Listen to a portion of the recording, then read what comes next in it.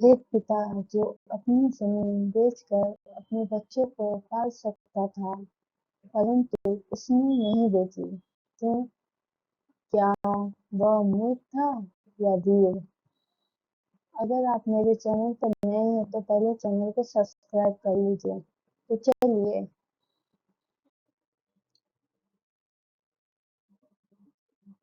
रंगभूमि उपन्यास का परिचय और उद्देश्य। रंगभूमि उपन्यास का प्रकाशन वर्ष 1925 है। यह प्रेमचंद के सबसे उत्कृष्ट विचार उत्तेजक उपन्यासों में से एक है। प्रमुख पृष्ठभूमि: औपनिवेशिक भारत, जहाँ विदेशी शासकों और भारतीय पूंजीपतियों का गठजोड़ था।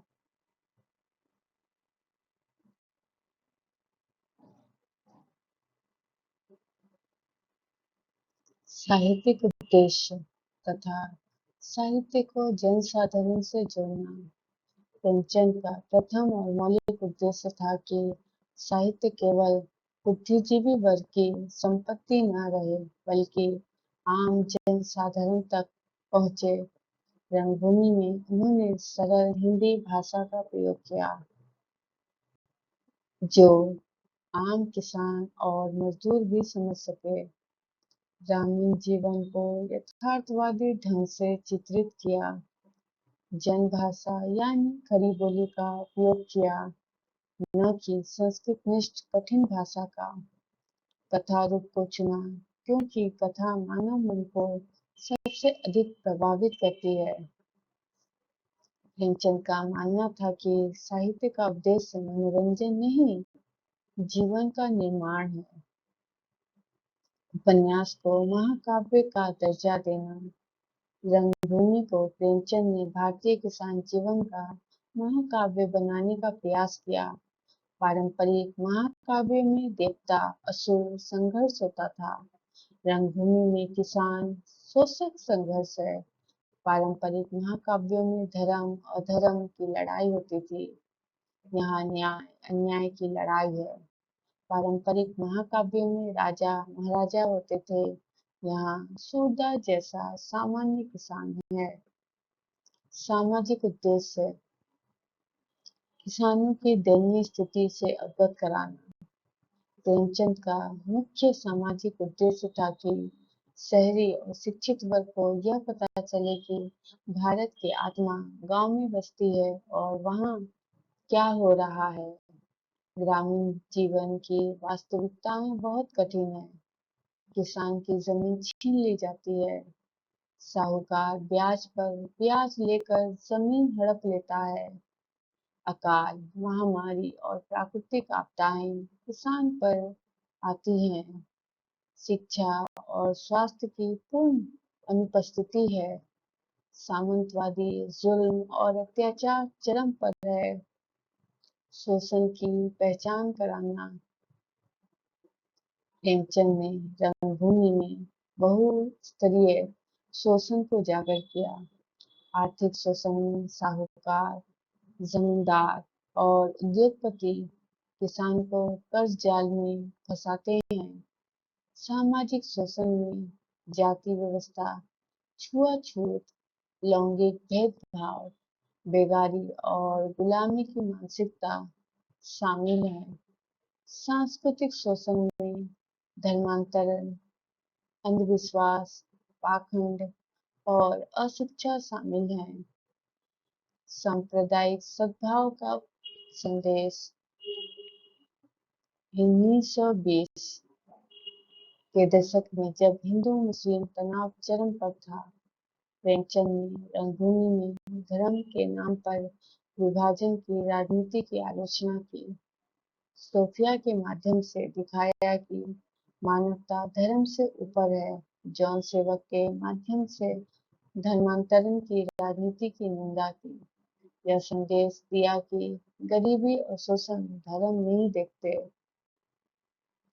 राजनीतिक उद्देश्य: गांधीवादी विचारों का प्रचार।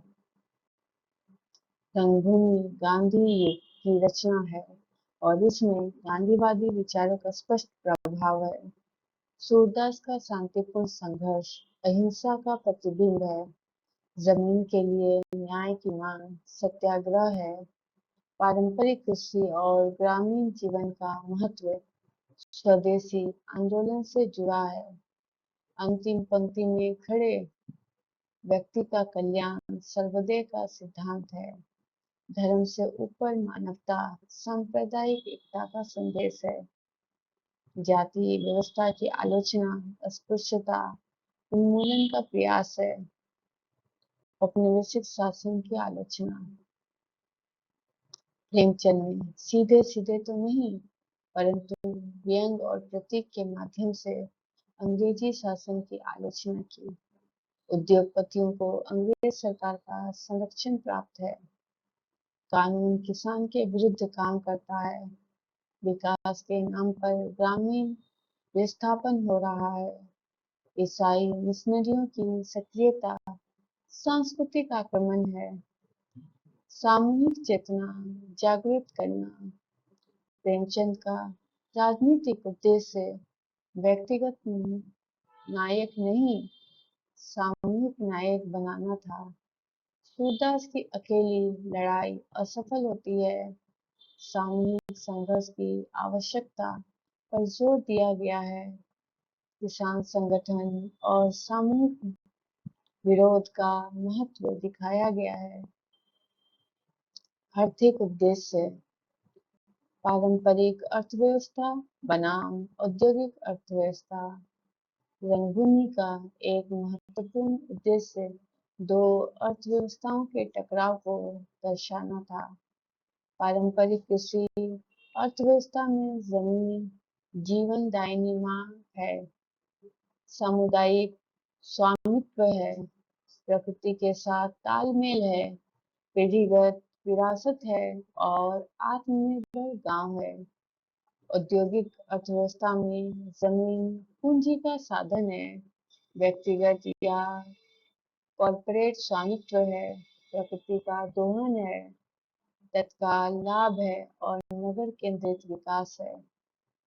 पूंजीवादी शोषण की पहचान। हेमचंद ने दिखाया कि औद्योगिकरण केवल विकास नहीं, नया शोषण भी है। फैक्ट्री लगाने के लिए किसानों की जमीन ली जाती है। मुआवजा अपर्याप्त और अनुचित होता है। किसान शहरों में जाकर मजदूर बन जाता है। विकास का लाभ पूंजीपति को मिलता है, कीमत किसान चुकाता है। नैतिक उद्देश्य मानवीय गरिमा का संरक्षण। रंगभूमि का सर्वोच्च उद्देश्य मानवीय गरिमा की रक्षा करना है। सूरदास गरीब है, परंतु गरीबी से समझौता नहीं करता। वह जमीन बेचने से इनकार करता है, क्योंकि जमीन उसकी आत्मा है। धर्मांतरण का प्रलोभन मिलता है, परंतु वह अपनी पहचान नहीं बदलता। अंत में भी वह अपमान स्वीकार करता है, परंतु अपमानजनक समझौता नहीं करता। सत्य और न्याय का महत्व। प्रेमचंद ने यह दिखाया कि सत्य की रक्षा करना जीवन की रक्षा से भी महत्वपूर्ण है। सूरदास सत्य के लिए जमीन गंवाता है, परंतु सत्य नहीं गंवाता। सांस्कृतिक उद्देश्य पारंपरिक मूल्यों का संरक्षण। रंगभूमि में प्रेमचंद ने भारतीय ग्रामीण संस्कृति के मूल्यों को संरक्षित करने का प्रयास किया।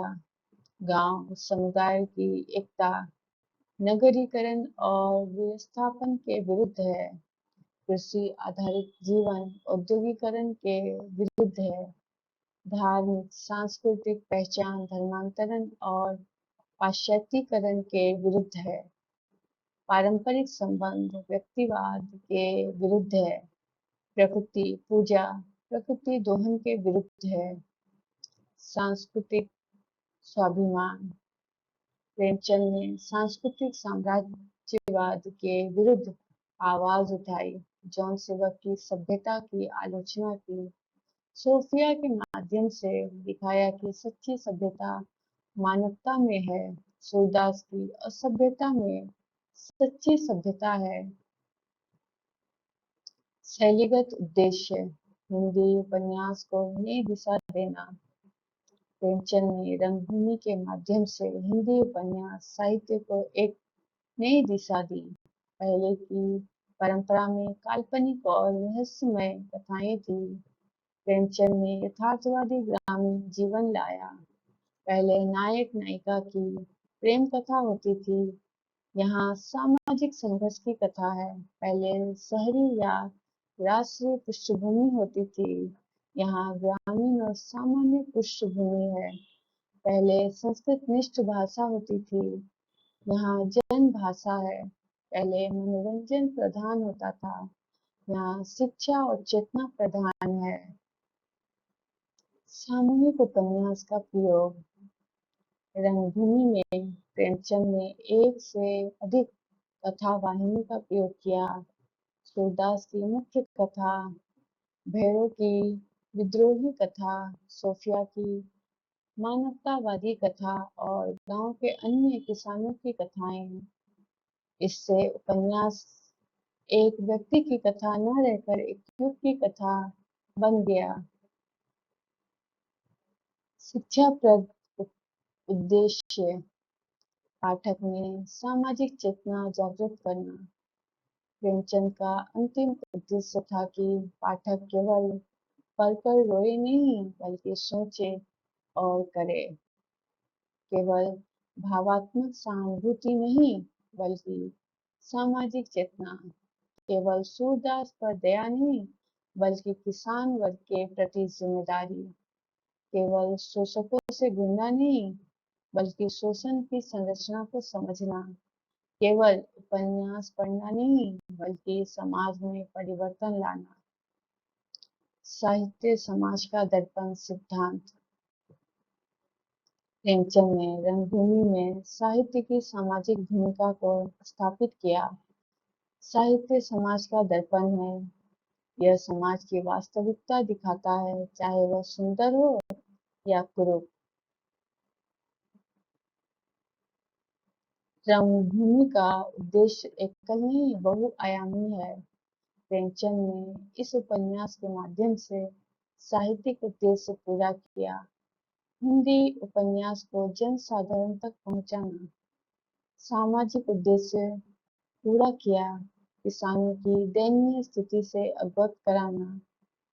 राजनीतिक उद्देश्य पूरा किया, गांधीवादी विचारों और सामूहिक चेतना का प्रचार। आर्थिक उद्देश्य पूरा किया, पूंजीवादी शोषण और औद्योगिकरण की आलोचना। नैतिक उद्देश्य पूरा किया, मानवीय गरिमा और सत्य न्याय का महत्व स्थापित किया। सांस्कृतिक उद्देश्य पूरा किया, पारंपरिक मूल्यों का संरक्षण और सांस्कृतिक स्वाभिमान। शैलीगत उद्देश्य पूरा किया, हिंदी उपन्यास को नई दिशा और गंभीरता देना। शिक्षाप्रद उद्देश्य पूरा किया, पाठक में सामाजिक चेतना और क्रियात्मक जिम्मेदारी जागृत करना। अंतिम रूप में रंगभूमि का उद्देश्य केवल एक कथा सुनाना नहीं बल्कि एक युग को दर्शाना, एक वर्ग की व्यथा को अभिव्यक्त करना और एक समाज को जागरूक करना है। प्रेमचंद ने इस उपन्यास को किसानों की रामायण बनाने का प्रयास किया, जो आज भी उतनी ही प्रासंगिक है जितनी उस समय थी।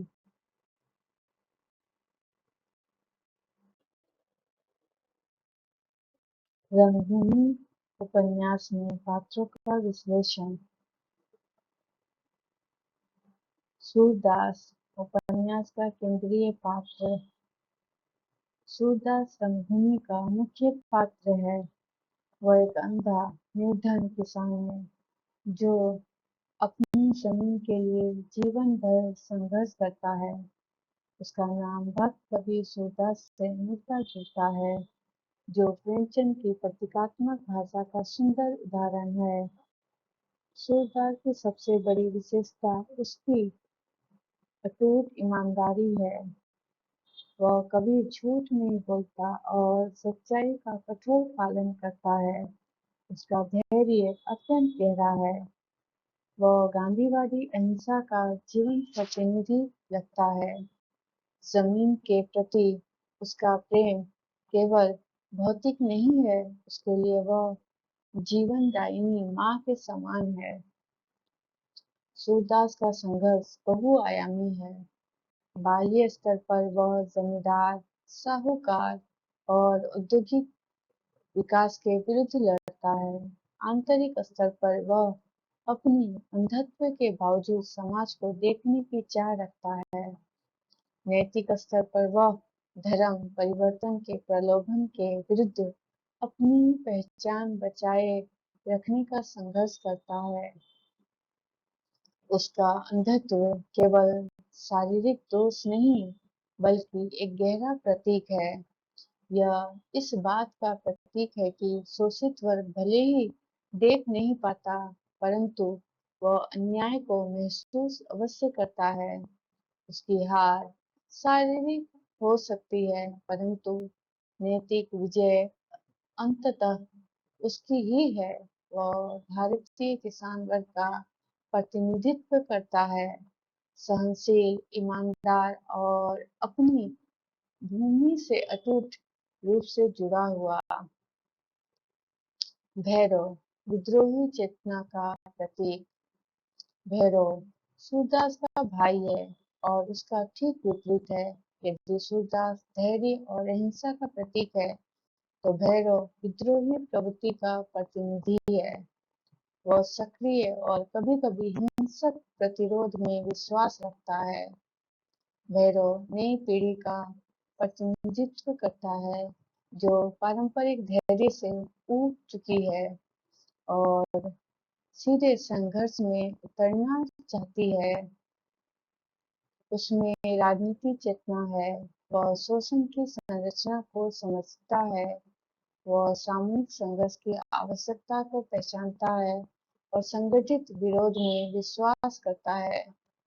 प्रेमचंद ने दोनों भाइयों के माध्यम से यह दर्शाया कि केवल धैर्य या केवल विद्रोह दोनों आप में अपूर्ण है। सच्चा मार्ग उनका संतुलन है। भैरव की भूमिका यह संकेत देती है कि भावी पीढ़ी को सामूहिक और संगठित रूप से संघर्ष करना होगा। वो उपन्यास में आशा की किरण है, परिवर्तन की संभावना का प्रतीक। सोफिया मानवतावादी चेतना। सोफिया एक ईसाई महिला है जो सूरदास की मदद करती है। वो पाश्चात्य संस्कृति और भारतीय ग्रामीण जीवन के बीच सेतु का कार्य करती है। उसका चरित्र मानवता को धर्म से ऊपर रखता है। वह निस्वार्थ सेवा भाव से गरीबों की सहायता करती है, बिना किसी लालच के। उसमें सांस्कृतिक संवाद की क्षमता है, पश्चिमी शिक्षा और भारतीय संस्कृति का संगम। वह पारंपरिक भारतीय नारी से भिन्न है, स्वतंत्र विचारों वाली और आत्मनिर्भर। सोफिया के माध्यम से प्रेमचंद ने सच्चे मिशनरी कार्य और धर्मांतरण की राजनीति में अंतर दिखाया है। जहाँ जॉन सेवक सहायता के बदले धर्मांतरण चाहता है, वहीं सोफिया निस्वार्थ सेवा करती है। वह यह सिद्ध करती है कि धर्म से ऊपर मानवता है और सच्ची सभ्यता व्यवहार में है, कपड़ों या भाषा में नहीं। जॉन सेवक सांस्कृतिक साम्राज्यवाद का प्रतिनिधि। जॉन सेवक एक ईसाई पादरी है जो धर्म परिवर्तन का प्रयास करता है। वो औपनिवेशिक मानसिकता का जीवंत प्रतिनिधित्व करता है, जो सहायता के नाम पर सांस्कृतिक शोषण करता है। उसका चरित्र कपटपूर्ण है। वह गरीबी का फायदा उठाकर ईसाई बनाने का प्रलोभन देता है। भोजन, कपड़ा, पैसे, अस्पताल और शिक्षा का वादा करके वह किसानों को अपनी ओर खींचने का प्रयास करता है। उसमें औपनिवेशिक अहंकार है, अपनी संस्कृति को श्रेष्ठ मानना। उसकी सहानुभूति दिखावटी है, वह वास्तव में संख्या बढ़ाना चाहता है। जॉन सेवक सांस्कृतिक साम्राज्यवाद का प्रतीक है। प्रेमचंद ने उसके माध्यम से दिखाया कि अंग्रेजी शासन केवल राजनीतिक नहीं बल्कि सांस्कृतिक और धार्मिक आक्रमण भी है। उसकी उपस्थिति उपन्यास में यह स्पष्ट करती है कि गरीबी और शोषण का लाभ विदेशी ताकतें भी उठाना चाहती हैं। ठाकुर और जमींदार वर्ग पारंपरिक शोषकों का प्रतिनिधित्व। उपन्यास में जमींदार और ठाकुर वर्ग को पारंपरिक शोषकों के रूप में दिखाया गया है। वे शोषण और पूंजीवादी मानसिकता के प्रतीक हैं, जो किसानों की जमीन हड़पना चाहते हैं। उनके पास भूमि का एकाधिकार है। वे किसानों की जमीन कब्जाने में सक्षम हैं। बेगारी यानी मुफ्त मजदूरी उनका जन्मसिद्ध अधिकार समझते हैं। लैंगिक शोषण भी उनके अधिकार क्षेत्र में आता है। किसानों की बेटियों और पत्नियों पर उनकी दृष्टि होती है। सामाजिक और न्यायिक शक्ति उनके हाथ में होती है। ये पात्र पुरानी शोषण व्यवस्था का प्रतिनिधित्व करते हैं। प्रेमचंद ने दिखाया कि औद्योगिकरण के साथ यह पुराना शोषण नहीं मिटता, बल्कि दोहरा शोषण शुरू हो जाता है। जमींदार और उद्योगपति मिलकर किसान को चूसते हैं। वे सामंतवादी मानसिकता के ध्वजवाहक हैं, जो किसान को अपना गुलाम मानते हैं। उद्योगपति और नगर के पूंजीपति नए शोषकों का आगमन। ये पात्र नए शोषकों का प्रतिनिधित्व करते हैं, जो औद्योगिकरण के नाम पर गांव को निगलना चाहते हैं। इनमें पूंजीवादी मानसिकता है। जमीन को केवल लाभ या साधन मानना। वे प्रगति और विकास का नारा लेकर आते हैं। तकनीकी विकास का प्रलोभन देते हैं। राजनीतिक संरक्षण उन्हें अंग्रेजी सरकार से प्राप्त है। ग्रामीण जीवन की अनभिज्ञता उनकी सबसे बड़ी कमजोरी है। वे किसान की भावनाओं से पूर्णतः अनजान हैं। पुराने और नए शोषकों में एक गहरा अंतर है। जमींदार पारंपरिक पीढ़ीगत शोषण करते हैं। सामंतवादी संबंधों के आधार पर। उद्योगपति आधुनिक पूंजीगत शोषण करते हैं। बाजार संबंधों के आधार पर। जमींदार धर्म और परंपरा का हवाला देते हैं। उद्योगपति विकास और प्रगति का हवाला देते हैं। जमींदार का शोषण स्थानीय होता है। उद्योगपति का शोषण केंद्रीकृत होता है। प्रेमचंद ने दोनों को एक साथ दिखाकर यह सिद्ध किया कि किसान पर पुराना और नया दोहरा आघात हो रहा है। अन्य महत्वपूर्ण पात्र गांव के किसान। गांव के अन्य किसान सामूहिक चेतना का प्रतिनिधित्व करते हैं। वे एकांकी संघर्ष की असफलता और सामूहिक संघर्ष की आवश्यकता दर्शाते हैं। विभिन्न प्रवृत्तियों के विकास हैं। कुछ डरे हुए, कुछ विद्रोही, कुछ समझौतावादी। उनके माध्यम से प्रेमचंद ने यह दिखाया कि जब तक किसान एकजुट नहीं होंगे, तब तक शोषण समाप्त नहीं होगा। साहूकार या महाजन। साहूकार वित्तीय शोषण का प्रतिनिधित्व करते हैं। ब्याज पर ब्याज लेकर किसान की जमीन हड़पना उनका मुख्य धंधा है। वे जमींदार और उद्योगपति के बीच की कड़ी का कार्य करते हैं। कर्ज जाल में फंसाकर वे किसान को बंधुआ मजदूरी की ओर धकेलते हैं। अंग्रेज अधिकारी।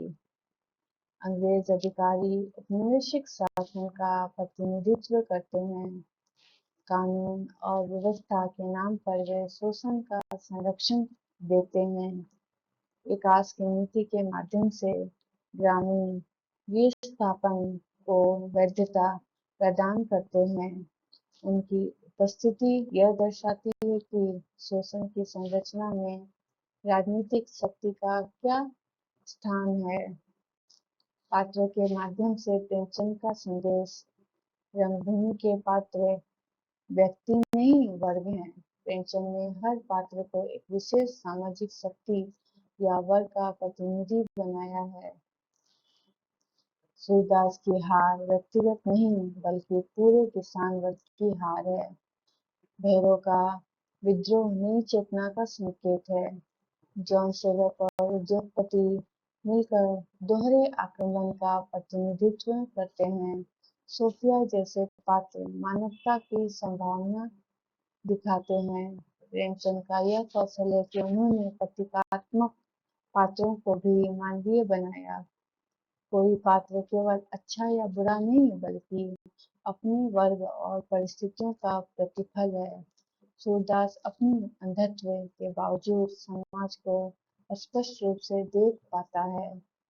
जमींदार अपनी शक्ति के बावजूद अंदर से खोखला है। उद्योगपति अपनी प्रगति के बावजूद मानवीय संवेदनाओं से रहित है। रंगभूमि के पात्र इसलिए आज भी जीवंत है क्योंकि वे भारतीय समाज की वास्तविकता का प्रतिबिंब है। सूरदास की पीड़ा आज के किसान की पीड़ा है। भैरव का आक्रोश आज की युवा पीढ़ी का आक्रोश है। जमींदार और उद्योगपति का शोषण आज भी जारी है, केवल रूप बदले हैं।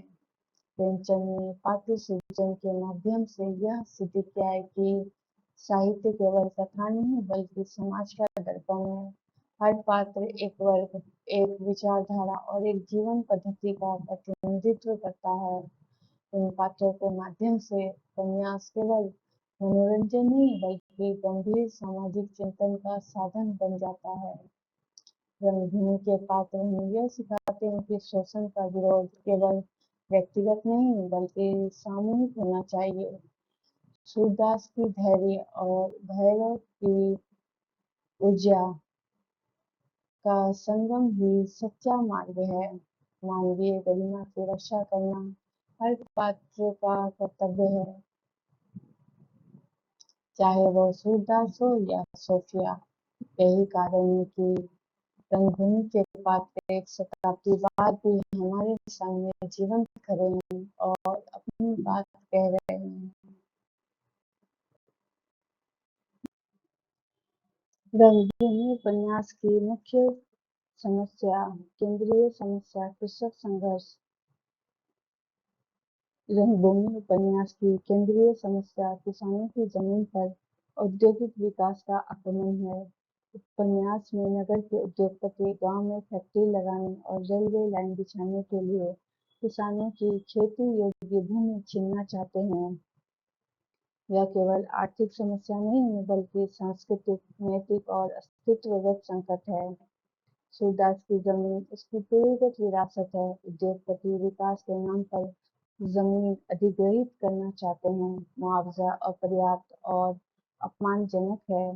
कानून और प्रशासन उद्योगपतियों के पक्ष में काम करता है। सूरदास के लिए जमीन केवल मिट्टी नहीं बल्कि माँ की तरह पवित्र है। उसका संदेश स्पष्ट है, जमीन मेरी माँ है, मैं उसे बेचूंगा नहीं। बहुस्तरीय शोषण की समस्या। रंगभूमि की मुख्य समस्या केवल एक स्तर पर नहीं बल्कि बहुस्तरीय शोषण की है। आर्थिक स्तर पर साहूकार, जमींदार और उद्योगपति मिलकर किसान को कर्ज जाल में फंसाते हैं। साहूकार उच्च ब्याज पर कर्ज देता है। कर्ज चुकाने में असमर्थ किसान की जमीन हड़प ली जाती है। यह पीढ़ीगत कर्ज बन जाता है। पिता का कर्ज पुत्र चुकाता है। किसान बंधुआ मजदूरी की स्थिति में पहुंच जाता है। सामाजिक स्तर पर जाति व्यवस्था, छुआछूत, लैंगिक भेदभाव, बेगारी और सामंतवादी जुल्म किसानों को चारों ओर से घेर लेते हैं। राजनीतिक स्तर पर अंग्रेजी सरकार की नीतियां किसानों के विरुद्ध हैं। कानून जमींदार और उद्योगपति के पक्ष में काम करता है। प्रशासन भ्रष्ट और लापरवाह है। विकास की आड़ में ग्रामीण विस्थापन हो रहा है। धार्मिक समस्या, धर्मांतरण की राजनीति। रंगभूमि में धार्मिक समस्या को गहराई से उठाया गया है। यौन सेवक के माध्यम से धर्मांतरण की राजनीति दिखाई गई है। गरीबी के कारण किसानों को ईसाई बनाने का प्रलोभन दिया जाता है। भोजन, कपड़ा, पैसे, अस्पताल और शिक्षा का वादा करके उन्हें अपनी ओर खींचा जाता है। धर्मांतरण की समस्या बहुआयामी है। यह सांस्कृतिक आक्रमण है। किसान अपनी पहचान और विरासत खो देता है। सांप्रदायिक तनाव बढ़ता है। विभाजन की राजनीति को बल मिलता है। 1920 के दशक में हिंदू-मुस्लिम तनाव के बीच यह समस्या और भी गंभीर हो जाती है। किसानों को एकजुट होने के बजाय बांटा जा रहा था। वास्तविक शोषक से ध्यान भटकाया जा रहा था। नगर ग्राम विभाजन की समस्या। उपन्यास में नगर और ग्राम के बीच गहरा विभाजन दिखाया गया है। गांव उत्पादन का केंद्र है, परंतु लाभ नगर ले जाता है। नगर की पूंजी गांव को निचोड़ रही है। कच्चा माल गांव से जाता है, तैयार माल नगर में बनता है। किसान उत्पादक है, परंतु लाभ व्यापारी लेता है। गांव खाली हो रहे हैं, शहर भरे जा रहे हैं। इस विभाजन के आर्थिक परिणाम गंभीर हैं। गांव में गरीबी और कर्ज है, नगर में धन और सुविधाएं हैं। गांव में कृषि आधारित जीवन है, नगर में व्यापार आधारित जीवन है। गांव में पारंपरिक शिक्षा है, नगर में आधुनिक शिक्षा है। गांव में अस्पताल नहीं, नगर में अस्पताल और डॉक्टर हैं। यह विषमता किसान को नगर की ओर पलायन के लिए मजबूर करती है, जहां वह मजदूर बनकर और भी अधिक शोषित होता है। पारंपरिक बनाम आधुनिकता की समस्या। रंगभूमि में पारंपरिक कृषि आधारित जीवन और आधुनिक औद्योगिक जीवन के बीच गहरा टकराव दिखाया गया है। पारंपरिक जीवन में जमीन से गहरा जुड़ाव है, सामुदायिक जीवन में प्रकृति के साथ तालमेल है, पीढ़ीगत विरासत है और आत्मनिर्भरता है। आधुनिक औद्योगिक जीवन में जमीन पूंजी का साधन है, व्यक्तिवाद है, प्रकृति का दोहन है, तत्काल लाभ है और बाजार पर निर्भरता है। प्रेमचंद ने यह दिखाया कि औद्योगिकरण जब मानवीय मूल्यों और परंपरागत जीवन पद्धति को नष्ट करता है तो वह विकास नहीं विनाश है। फैक्ट्री लगाने के लिए किसानों की खेती योग्य भूमि और गांव का पारंपरिक जीवन नष्ट हो जाता है। यह केवल आर्थिक नुकसान नहीं बल्कि सांस्कृतिक और अस्तित्वगत विनाश है। व्यक्तिगत बनाम सामूहिक की समस्या। उपन्यास में व्यक्तिगत संघर्ष की असफलता और सामूहिक चेतना की अनुपस्थिति को गहराई से दिखाया गया है। सूरदास अकेला संघर्ष करता है, उसकी अंधत्व उसकी कमजोरी है, कानून और प्रशासन उसके विरुद्ध हैं, अंत में उसकी जमीन छीन जाती है। यह व्यक्तिगत संघर्ष की हार है। गांव के अन्य किसान एकजुट नहीं हैं, कुछ डरे हुए हैं, कुछ विद्रोही हैं, कुछ समझौतावादी हैं। इस अवस्था में शोषण और अधिक गहरा होता है। प्रेमचंद ने यह संदेश दिया कि एकाकी किसान कमजोर और असहाय है, परंतु संगठित किसान शक्तिशाली है। व्यक्तिगत संघर्ष से केवल हार मिलती है, सामूहिक संघर्ष से विजय मिलती है। शिक्षा और चेतना की समस्या। गांव में शिक्षा की पूर्ण अनुपस्थिति एक गंभीर समस्या है।